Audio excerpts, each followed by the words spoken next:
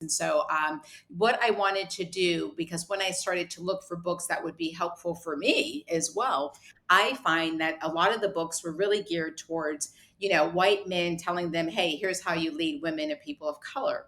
But as you and I both know, the world is global, the world is changing. And so, though that is important to be able to share with gentlemen, how do you lead women and people of color, it's equally as important to share with people like me. How do I lead somebody who's not like me? Or if you're a woman, how do you lead, a team that perhaps isn't like you? And so I felt like we needed to go deeper and wider in the conversation because we have a global world. And so, yes, it's important for white men, but it's important for all of us leaders to know how to lead people who are not like us. So that's what was inspiring me to write the book.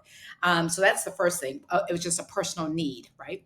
The second part of that, though, Mick, is the fact that, when you look at today's workforce, here's the reality.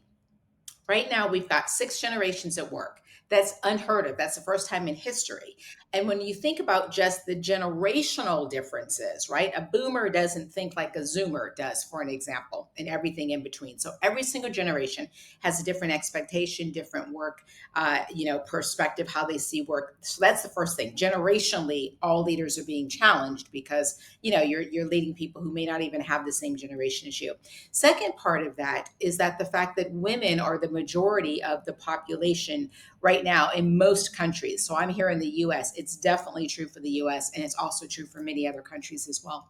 So that changes the dynamics at work, Mick, because women, we think differently or we communicate differently. So that's a different dynamic as well.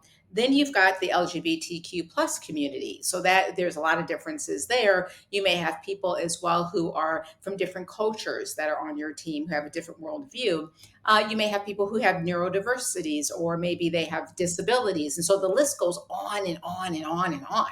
So if we're being intellectually honest, as leaders, we're trying to lead a group of people who are not like each other, and they're not like us, right? And so, really, that's why I wrote the book, because I come from an industry where people were not like me, but I was able to still get to the highest level. And so, this is really a book for leaders to say, listen, let's not overcomplicate this, all right? This is how I did it in hopes that there's some helpful hints that can make them be able to do it in a much easier, way as well.